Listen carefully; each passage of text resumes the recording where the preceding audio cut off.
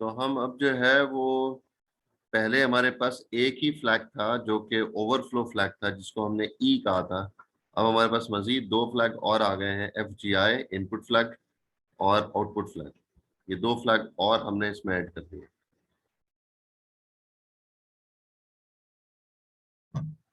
तो जब प्रोग्रामिंग करेंगे तो उस वक्त हमें इन तमाम को जो है वो नोट करना होगा, हमें याद रखना होगा कि कहाँ पर किसको जो है वो हमें चेक करवाना है।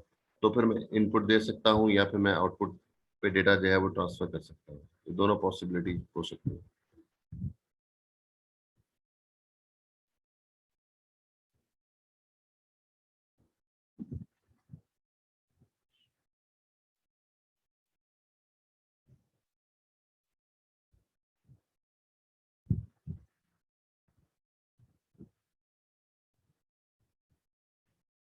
तो यहाँ पर जो है वो प्रोग्राम कंट्रोल डेटा ट्रांसफर की बात कर रहा है कि किस तरह से हम जो है वो FGI को देख सकते हैं, कब जो है हम FGO को जो है वो देख सकते हैं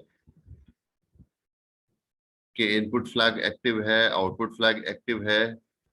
यस की कंडीशन में डेटा जो है वो हम एक्यूमुलेटर में डाल सकते हैं, नो की कंडीशन के अंदर हम डेटा जो है वो एक्यूमुलेटर में लोड नहीं कर सकते। ये दोनों कंडीशन से है वो यहाँ पर मेंशन की हुई। तो FGI को और FGO को दोनों को हमें देखना होगा।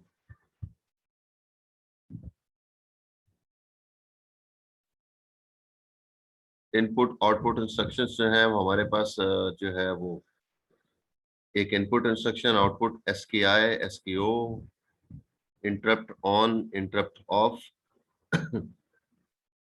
ये तमाम इंस्ट्रक्शंस जो है वो यहाँ पर मौजूद हैं जो कि इनपुट आउटपुट इंस्ट्रक्शंस कहलाती हैं। तो इंटरप्ट भी उसी वक्त ही क्रिएट होगा ना जब पैराफेरल डिवाइसेस से जो है मुझे इनपुट या आउटपुट देना होगा। तो यहाँ पर जो है वो हमें इंस्ट्रक्शन जो है वो देखनी होंगी, फिर जो है ये इस फ्लैग को भी देखना होगा कि अगर फ्लैग जो है वो इनेबल है इंटरप्ट का, तो हमें जो है वो पहले इंटरप्ट जो है वो प्रोसेस करना है। तो इंटरप्ट जो है वो इनपुट की तरफ से आया है या आउटपुट की तरफ से आया है, तो वो भी फिर हमें जो है वो देखना पड़ेगा।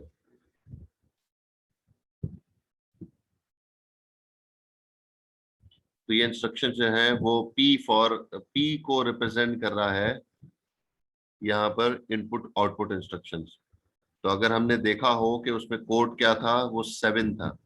हमने देखा हो तो उसके अंदर जो मॉड बिट थी वो भी 1 थी। तो इसलिए जो है वो हमने कहा था 1 और फिर 3 1 1 1 1 1, ये कोड जो था वो इनपुट आउटपुट इंस्ट्रक्शन का कोड था।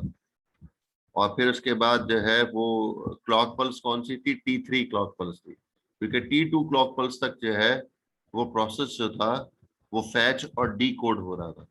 तो इंस्ट्रक्शन फैच हुई, डी कोड हुआ, उसके बाद जो है जब एग्जीक्यूशन की बारी बाद में आएगी, पहले ट्रांसलेशन जो है वो डी कोड होके वो इंस्ट्रक्शन जो है वो कंट्रोल यूनिट के पास जा चुका होगा। तो फिर जो काम हो रहा होगा वो T3 क्लॉक पल्स पर हो रहा होगा। तो इसलिए उसको जो है वो इनपुट आउटपुट इंस्ट्रक्शन को वो पी से रिप्रेजेंट कर रहा है। और पी के बाद जो है वो जो कह रहा है B11, तो ये बात हम उस दिन डिस्कस कर चुके हैं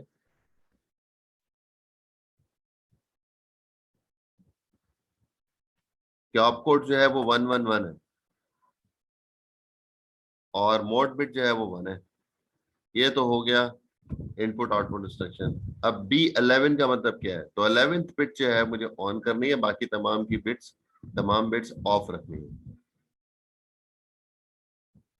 ये इंस्ट्रक्शन जो है वो होगी PD11, INP जिसको लिखा हुआ है, इनपुट हमें जब देना होगा। तो ये 12 बिट जो है इसकी जो है वो बिट नंबर 11 जो है वो काउंट करें, 0 से लेकर 11 जब काउंट करेंगे तो बिट नंबर 12 भी बनती है। तो 12th बिट जो है वो हमने एक्टिव कर दी।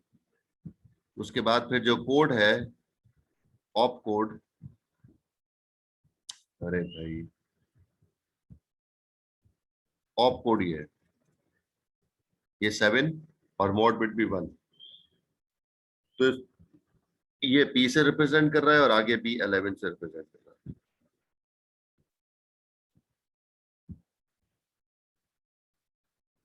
तो फिर यहाँ पर भी वो बता रहा है कि AC की वैल्यू जो है वो 0 to 7 लोकेशन पर स्टोर होगी, जो एक्यूमुलेटर का लोअर पार्ट होगा। 0 से लेकर 7 जो बिट होगी वहां पर डेटा लोड होगा। आएगा कहां से? इनपुट रजिस्टर से। कब? जैसे ही जो है वो इसमें आएगा तो एफ जी आई जो है वो 0 हो जाएगा। पहले एफ जी आई 1 था ना, तो जैसा ही हमने इनपुट जो है वो एक्यूमुलेटर में डाल दिया तो साथ ही जो है वो इनपुट फ्लैग भी 0 कर दें, ताकि अब नया डेटा हम उसमें लोड कर सकें इनपुट रजिस्टर में। तो क्योंकि इनपुट रजिस्टर तो हमने खाली कर दिया, जब हमने इनपुट रजिस्टर में जो डेटा था वो एक्यूमुलेटर में डाल दिया तो इनपुट रजिस्टर तो हमारे लिए अब किसी काम का नहीं है, उसमें जो भी डेटा है। तो इसलिए जो है वो एफजीआई को हमने फौरन 0 कर दिया। ऐसे ही जो है वो आउटपुट को एक्सप्लेन कर रहा है, ऐसे ही जो है वो एस के आई को एक्सप्लेन कर रहा है, स्किप ऑन इनपुट फ्लैग। तो अब यहाँ पर स्किप कर रहा है जब इनपुट फ्लैग जो है एफ जी आई जो है वो 1 होगा। तो 1 है तो इसका मतलब है कि इनपुट रजिस्टर में डेटा अभी पड़ा हुआ है, तो इसलिए इनपुट इंटरप्ट जो है वो इनपुट फ्लैग की तरफ से नहीं आया या इनपुट डिवाइस की तरफ से नहीं आया।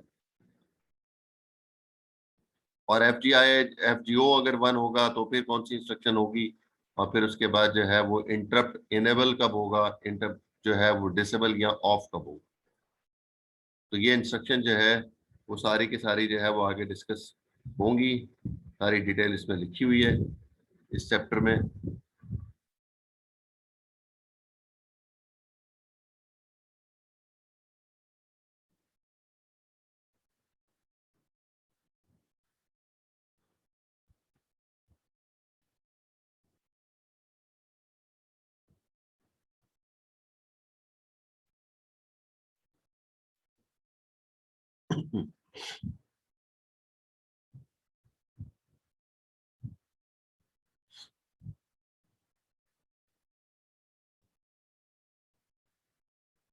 तो इसको देख सकते हैं यहाँ पर कि हम ये एक छोटा सा प्रोग्राम इसमें देख रहे हैं।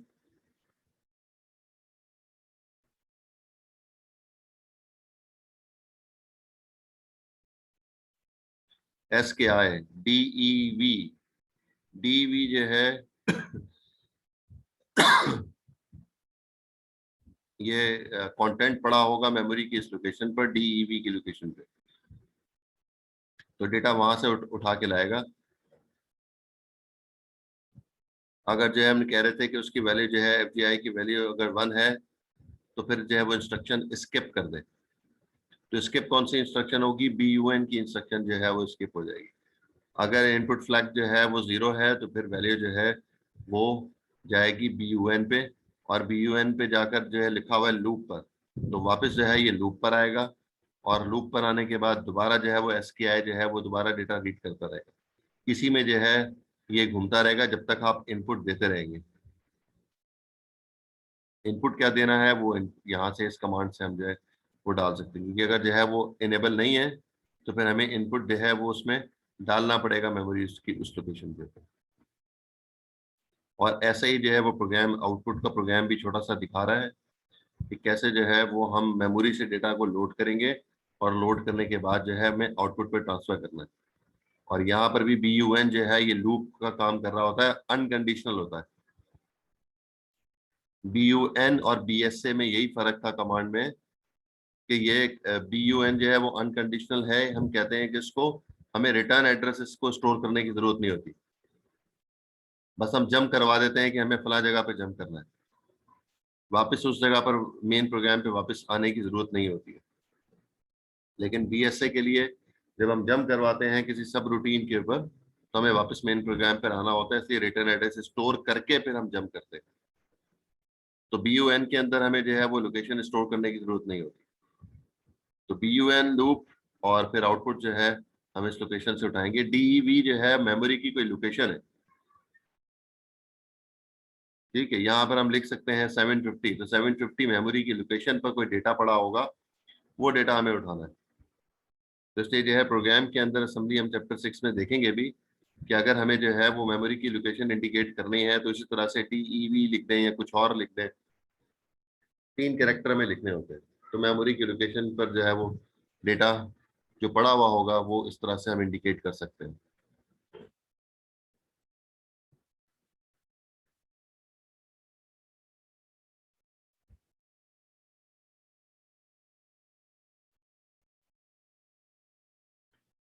इंटरप्ट जो है, जैसे मैंने कहा कि इंटरप्ट अगर क्रिएट होगा तो हमें इंटरप्ट को चेक करवाना होगा कि इंटरप्ट क्रिएट तो नहीं हो रहा है। एक इंस्ट्रक्शन जब भी एग्जीक्यूट होती है, चाहे वो मेमोरी रेफरेंस हो, रजिस्टर रेफरेंस हो, या इनपुट आउटपुट इंस्ट्रक्शन हो, जब भी एक इंस्ट्रक्शन एग्जीक्यूट होगी तो उसके बाद जो है वो फ्लैग को चेक किया जाएगा इंटरप्ट के, कि क्या इंटरप्ट जो है वो क्रिएट तो नहीं हुआ, पैराफेरल डिवाइसेस की तरफ से कोई इंटरप्ट क्रिएट तो नहीं हुआ। अगर नहीं हुआ तो फिर जो है वो नॉर्मल प्रोग्राम की इंस्ट्रक्शन पे जो है वो चला जाए और वो इंस्ट्रक्शन को फैच करे, डिकोड करे, एग्जीक्यूट करे। जैसे ही एग्जीक्यूट होगा अगली मरतबा दोबारा इंटरप्ट फ्लैग को जो है वो चेक किया जाएगा, क्या इंटरप्ट तो क्रिएट नहीं हुआ। अगर इंटरप्ट क्रिएट नहीं हुआ तो फिर जो है वो हम, अगर इंटरप्ट क्रिएट हुआ होता है तो फिर एफजीआई को देखेंगे, फिर एफजीओ को देखेंगे, और अगर ये काम हो जाएगा तो फिर वापस जो है वो हम नॉर्मल पोजीशन पे चले जाएंगे, फिर इंटरप्ट को चेक करेंगे, और दोबारा अगर इंटरप्ट क्रिएट हुआ है तो फिर हम इनपुट और आउटपुट पैराफेरल डिवाइसेस को चेक करते रहेंगे। ये पूरा प्रोसेस जो है ये हम चलाते रहते हैं। और इसके लिए जो है वो आई इनेबल लिखा हुआ है, इंटरप्ट इनेबल फ्लैग जो है वो हम यूज करेंगे। तो IEN जो है वो फ्लैग होगा, जो कि अगर इंटरप्ट आ रहा होगा तो ये इनेबल हो जाएगा, अदरवाइज ये ऑफ रहेगा।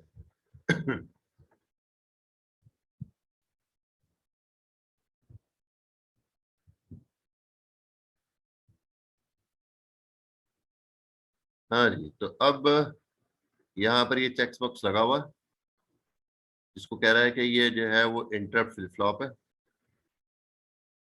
ये अगर R इक्वल टू 0 है या R इक्वल टू 1 है। तो अगर R इज इक्वल टू 1 है तो इसका मतलब है कि इंटरप्ट साइकिल जो है वो क्रिएट होगा।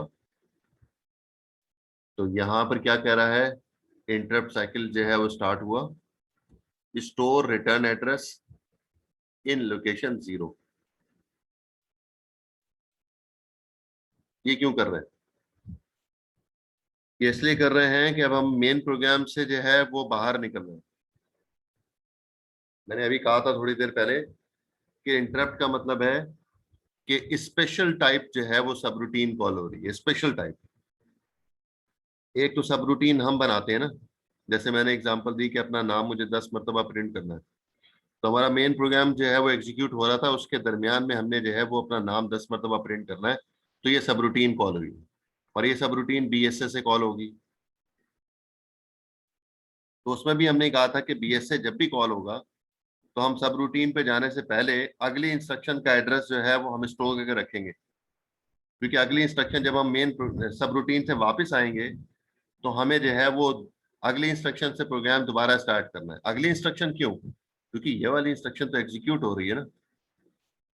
जैसे मैं बार बार एग्जांपल दे रहा हूँ लाइन नंबर 20 की, अगली इंस्ट्रक्शन कहाँ पड़ी हुई है? 21 पर। तो इस वजह से जो इंस्ट्रक्शन जो है वो अब इसके बाद जो एग्जीक्यूट होनी है वो 21 पे एग्जीक्यूट होनी है, लेकिन हमने सब रूटीन पे जाना है, जो कि लिखा हुआ है कि BSA लाइन नंबर 20 पे लिखा हुआ है।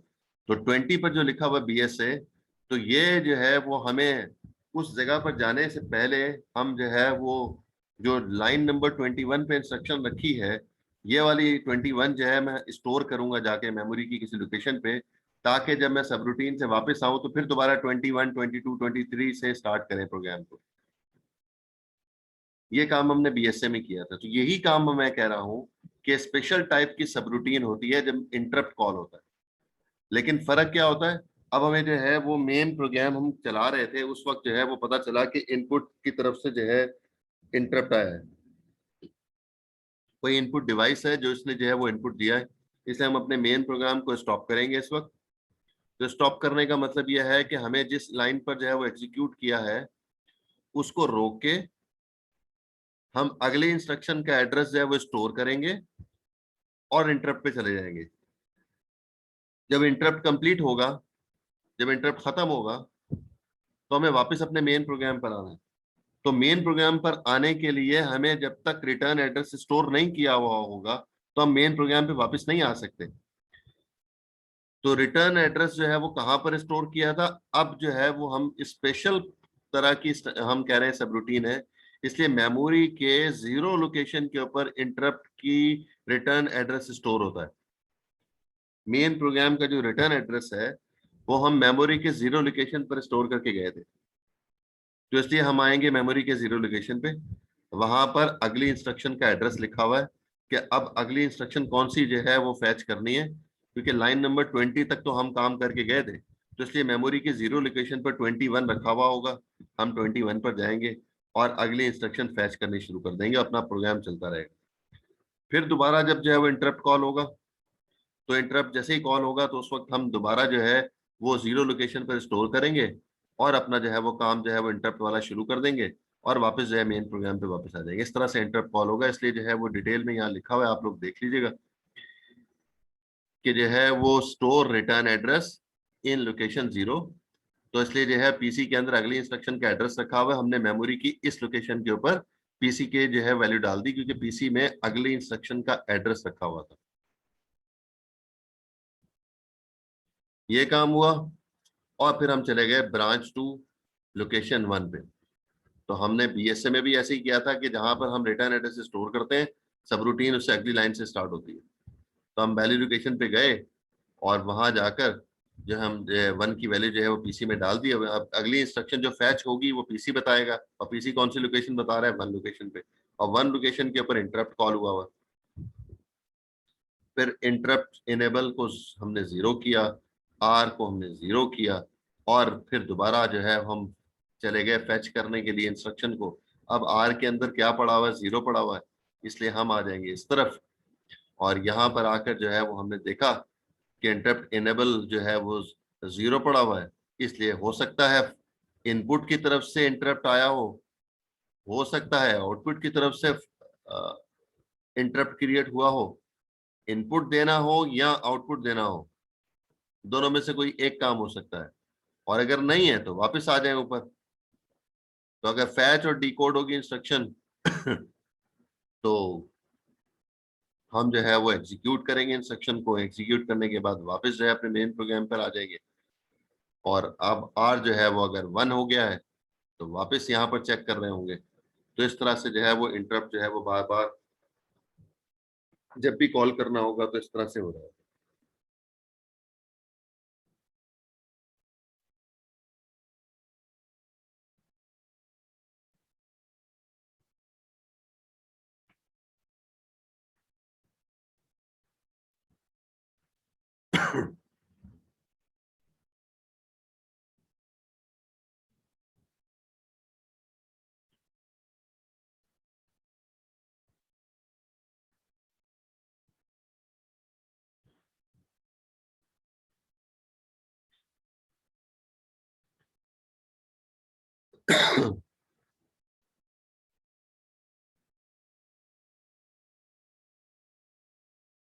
अब यहाँ पर जो है वो मेमोरी के स्टाइल से जो है वो आपको बता रहा है कि सब रूटीन जब कॉल होगी तो किस तरह से होगी। अभी मैंने डिस्कस किया कि जब भी इंटरप्ट कॉल होगा, अरे, तो हम मेमोरी की जीरो लोकेशन के ऊपर रिटर्न एड्रेस स्टोर कर देंगे। तो पीसी में जो है वो लिखा हुआ है 256, हम सब रूटीन कॉल की वन से, और अपना जो है वो इंटरप्ट कॉल हो गया। और फिर देख लें आखिर में लिखा हुआ है BUN जीरो लोकेशन पे, और वन का मतलब है इनडायरेक्ट इंस्ट्रक्शन है ये। तो BUN पे जो है वो ऑपरेंड का एड्रेस नहीं है, बल्कि ऑपरेंड नहीं है बल्कि ऑपरेंड का एड्रेस पड़ा हुआ है। तो BUN जीरो लोकेशन पे जाएंगे, ये जीरो लोकेशन पे गए, वहां पर लिखा हुआ है 256, और हम आ गए 256 पर, और अपना मेन प्रोग्राम जो है वो कंटिन्यू कर देंगे। तो जब इंटरप्ट खत्म होगा तो रिटर्न एड्रेस जो है जहां पर जाना है स्टोर है वहां पर हम जंप करवा देते हैं उसको। यही काम हम जो है बीएसए में भी करते हैं, और यही काम हम जो है वो इंटरप्ट में भी करते हैं। लेकिन जो है बीएसए और इंटरप्ट में फर्क क्या है, बीएसए जब कॉल होता है तो मेमोरी की किसी भी लोकेशन पर रिटर्न एड्रेस स्टोर होता है, जहां पर खाली होता है, जहां पर आप रखवा रहे होते हैं। लेकिन जब इंटरप्ट कॉल होता है तो उस वक्त जो है जो रिटर्न एड्रेस स्टोर होता है वो मेमोरी की जीरो लोकेशन पर, जीरो लोकेशन इसलिए रखी हुई है कि जब भी इंटरप्ट कॉल होगा तो जीरो लोकेशन के ऊपर रिटर्न एड्रेस स्टोर होगा।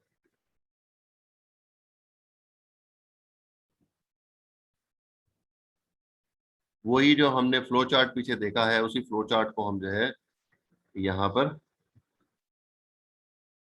इंस्ट्रक्शन कोड के साथ जो है वो हम देख रहे हैं कि किस तरह से कंडीशन फुलफिल होगी तो ही काम हो सकेगा। किस वक्त जो है वो T0 होगा, T1 जो है वो डिसेबल होगा, T2 जो है डिसेबल होगा, T0 जो है वो डिसेबल होगा। ये तीनों के तीनों डिसेबल होंगे। फिर IEN, FGI, FGO जब कंडीशन होगी तो फिर R की वैल्यू जो है 1 अप्लाई हो रही होगी। पीछे हमने फ्लो चार्ट में यही चीज देखी।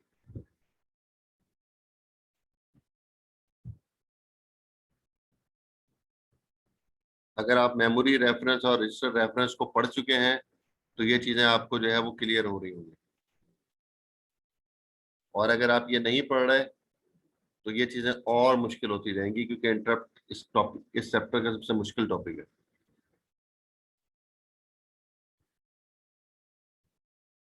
और फिर उसके बाद जो है ये फ्लो चार्ट कंप्लीट जो है वो शो कर रहा है। इसमें से मेजर पार्ट हम डिस्कस कर चुके हैं। बहुत छोटा सा पार्ट इसमें जो है वो नया आया है इंटरप्ट की वजह से। तो वही चीज है कि अब हम जो है वो शुरू में जो डिस्कस कर रहे थे, स्टार्ट कर रहे हैं। ये फ्लैग जो है वो 0 की है सारे के सारे। और फिर आर को चेक कर रहे हैं।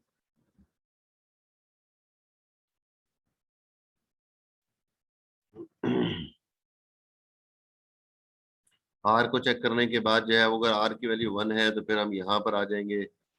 ए आर की वैल्यू, डी आर की वैल्यू डाल दी इसमें, फिर इंटरप्ट की बात हमने कर ली।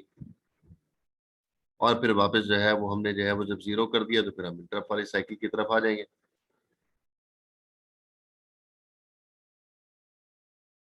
और फिर हम जो है वो ये चेक कर रहे हैं कि इसके अंदर D7 जो है वो क्या है, क्या मेमोरी रेफरेंस है, क्या रजिस्टर रेफरेंस है, क्या इनपुट आउटपुट इंस्ट्रक्शन है।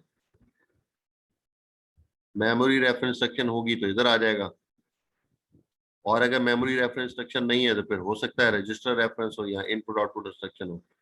तो अगर जो है वो रजिस्टर रेफरेंस इंस्ट्रक्शन होगी तो फिर हम जो है वो रजिस्टर रेफरेंस को एग्जीक्यूट कर लेंगे। और अगर रजिस्टर रेफरेंस नहीं है तो इनपुट आउटपुट इंस्ट्रक्शन हो सकती है, वो फिर इनपुट आउटपुट इंस्ट्रक्शंस को हम चेक कर सकते हैं। तो इसमें जो है वो एक तो इंटरप्ट वाला पार्ट ऐड हुआ है, तो ये वाली चीज जो है वो पहले हमने नहीं डिस्कस की थी। ये चीज अब नहीं आई गई इंटरप्ट के हवाले से। और ये जो है सारा पार्ट जो है हम कह रहे हैं कि इंटरप्ट के अंदर भी इन्वॉल्व हो रहा होगा। और नॉर्मल जो है वो इंस्ट्रक्शन जो एग्जीक्यूट हो रही होगी T0, T1, T2, T0, T1 और T2, ये सारा काम वही हो रहा है। उसके बाद आगे जो है वो अगर हमारे पास जो है वो इंटरप्ट नहीं है तो फिर हम जो है यहाँ पर आ रहे होंगे और फिर उसके बाद इंस्ट्रक्शन एग्जीक्यूट कर रहे हैं। तो मेजर पार्ट वही है, इंटरप्ट वाला पार्ट हमने इसके अंदर नया ऐड किया।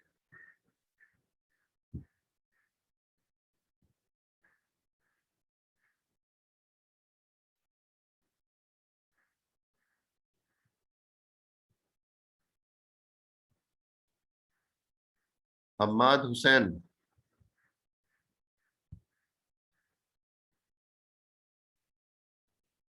Yes sir. हम्माद, हाँ सर जी। आप ये बताएं कि इंस्ट्रक्शन हमने इस चैप्टर में 3 तरह की पढ़ी हैं, वो कौन कौन सी टाइप है इंस्ट्रक्शन की?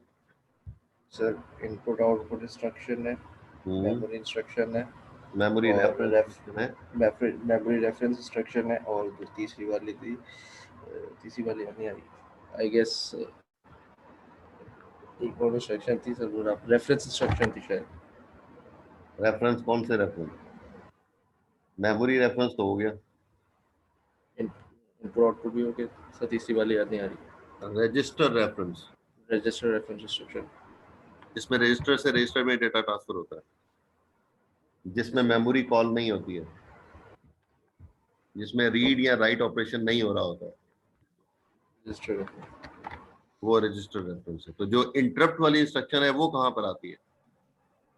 सर इनपुट आउटपुट इंस्ट्रक्शंस में। जी ठीक है, सही है।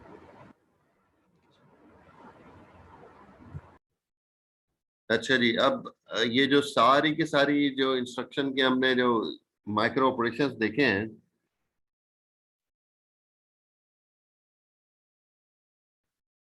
और किस स्टेज के ऊपर कौन सी इंस्ट्रक्शन जो है वो काम कर रही है, उसकी पूरी समरी जो है वो यहाँ पर टेबल में अब दिखा रहा है।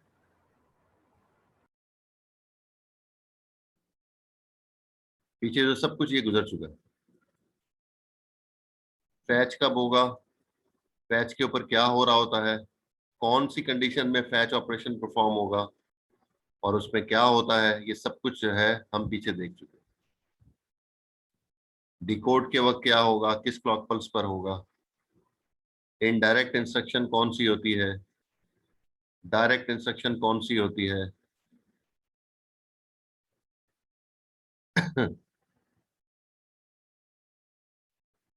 इंटरप्ट कैसे कॉल होगा, फिर मेमोरी रेफरेंस इंस्ट्रक्शन, क्योंकि जब फैच और डिकोड हो गया तो फिर अब हम टाइप पर आ जाते हैं। तो टाइप पे जो है वो हमारे पास मेमोरी रेफरेंस हो सकता है, रजिस्टर रेफरेंस हो सकता है, इनपुट आउटपुट हो सकता है। तभी ये मेमोरी रेफरेंस इंस्ट्रक्शन है। 1 मिनट होल्ड कीजिए।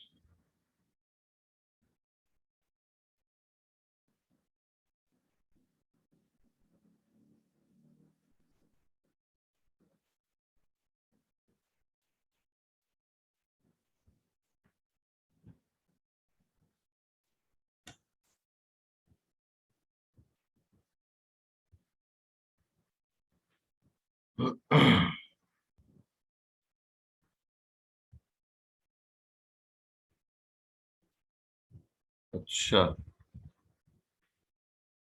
हाँ जी, ये जो वो सब कुछ लिखा हुआ है जो हमने पीछे जो है वो चैप्टर में देखते आए हैं। ये जिस तरह से है, एंड ऑपरेशन जो चैप्टर में एक्सप्लेन किया हुआ है, एंड में जो है वो T4 क्लॉक पल्स से काम स्टार्ट होता है, ऊपर T3 क्लॉक पल्स तक काम हो चुका है फैच डिकोड पे।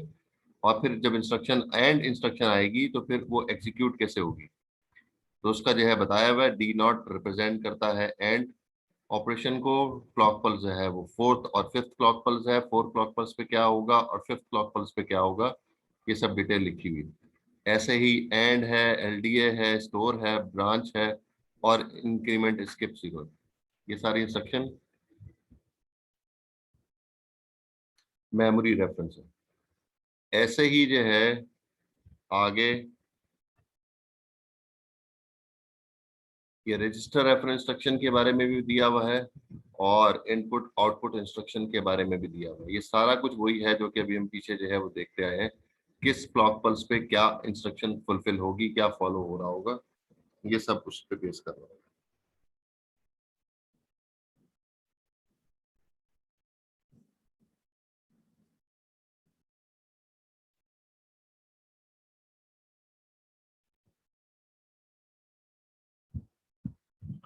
तो क्योंकि जो है वो एग्जाम जो है वो आपका ऑन कैंपस है, इसलिए जो है वो पेपर में क्वेश्चन पूछा जा सकता है कि आउटपुट इंस्ट्रक्शन किस तरह से एग्जीक्यूट होती है, तो आपको फैच डिकोड वाला पार्ट वो पीछे वाले स्लाइड से जो है वो दिखाना होगा, और उसके बाद जो है जो एग्जीक्यूट होगी इंस्ट्रक्शन, ये वाला आउटपुट वाला इंस्ट्रक्शन जो है माइक्रो ऑपरेशन भी आपको शो करना होगा। हर स्टेप में एक्सप्लेन करना होगा कि किस वक्त क्या ऑपरेशन परफॉर्म हो रहा है, क्या वैल्यू किधर किधर जो है वो डिस्टर्ब होगी। अभी तो चलाया है भाई इसको।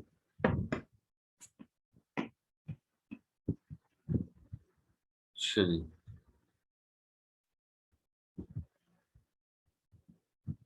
तो इस वजह से जो इंस्ट्रक्शन जो है वो एग्जीक्यूट हो रही होगी, जो इंस्ट्रक्शन के बारे में पूछा जा रहा होगा उसके मुताबिक आपको सब एक्सप्लेन करना होगा उसको।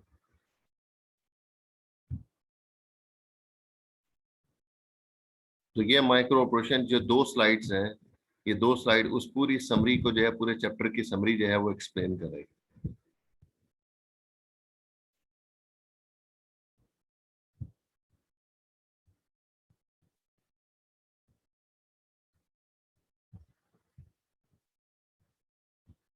अच्छा जी,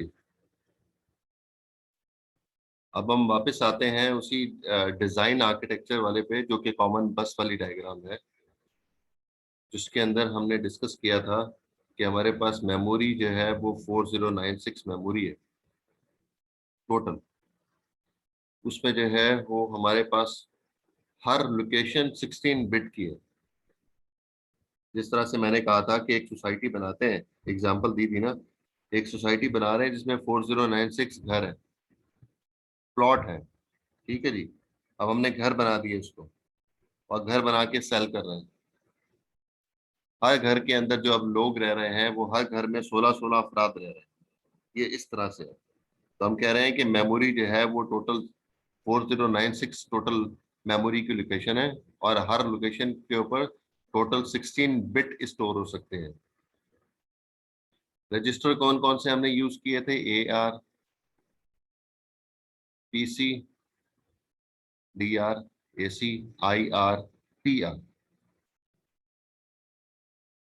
आउटपुट रजिस्टर, इनपुट रजिस्टर, और फिर सीक्वेंस काउंटर।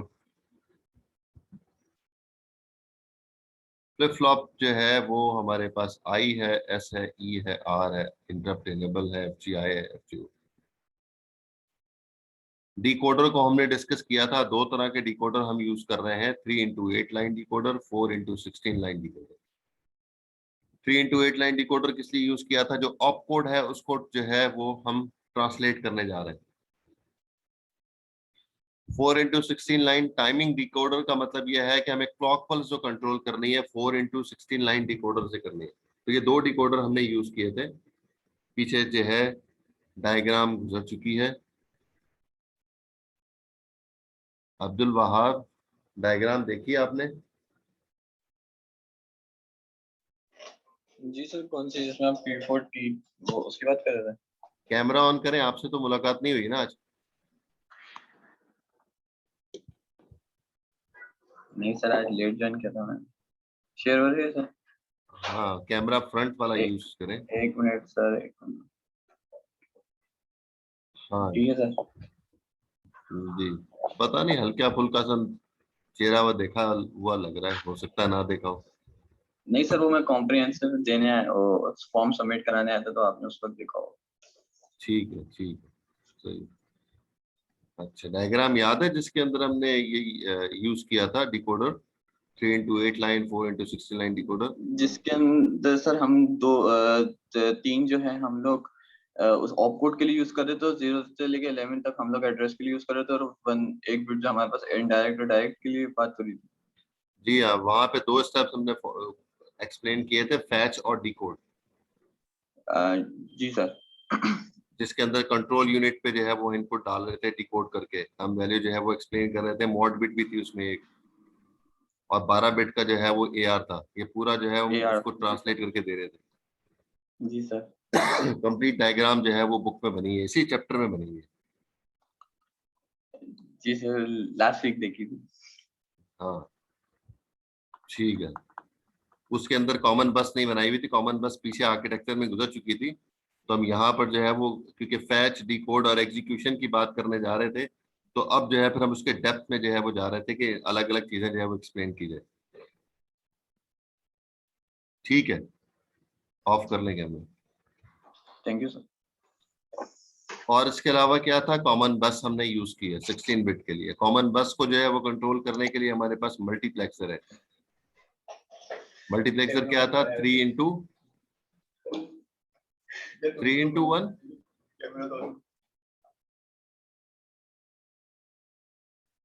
मल्टीप्लेक्सर कौन सा था, 8x1 है, किसी की तरफ से जवाब नहीं आ रहा।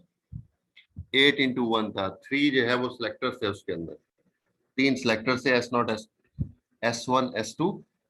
तो 8x1 जो है वो मल्टीप्लेक्सर था कि किसका डेटा जो है मुझे बस पे ट्रांसफर करना है, वो मल्टीप्लेक्सर कंट्रोल करता था।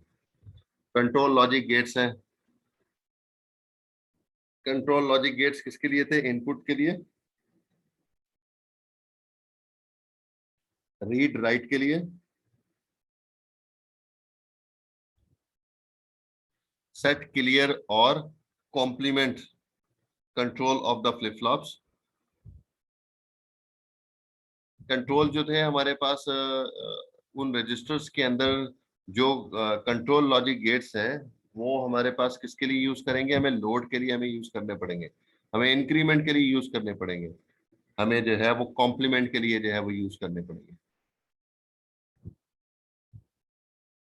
फिर उसके बाद जो है एसी के लिए जो है वो हमें एडर और लॉजिकल सर्किट के लिए जो है वो सर्किट डिजाइन करना होगा। एडर और लॉजिकल सर्किट के लिए जो है वो हमें चैप्टर 4 की हेल्प लेनी पड़ेगी। एडर और लॉजिकल सर्किट जो है वो चैप्टर 4 में हमने कंप्लीट बनाया हुआ है।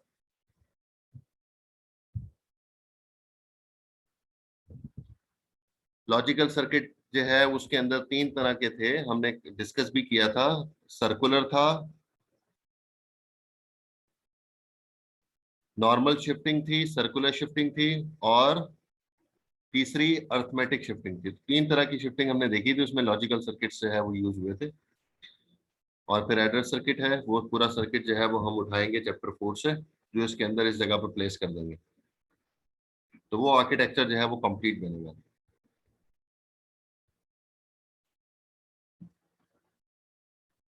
तो अब जो है वो टॉपिक थोड़ा सा बड़ा आने वाला है, तो हम देखते हैं कि इसको ब्रेक के बाद करें, अटेंडेंस ले लेते हैं, और 15 मिनट की ब्रेक के बाद हम ये टॉपिक स्टार्ट करते हैं। क्योंकि अभी तक जो है वो हम जितना भी कुछ देख चुके हैं चैप्टर के अंदर, वो हमने जो एक्सप्लेन करना था वो सारा एक्सप्लेन कर दिया। अब हम जो है वो आर्किटेक्चर जो है वो उसका कंट्रोल सर्किट जो है वो डिजाइन करने जा रहे हैं, और वो उस पर बेस करता है कि आपको जो है वो कितनी चीजें आपने जो है वो समराइज की हैं। आप अपना जो है वो नेम और आईडी जो है वो चैट पे लिखते हैं, मैं अटेंडेंस वहीं से ले लूंगा फौरन, 1 मिनट रह गया।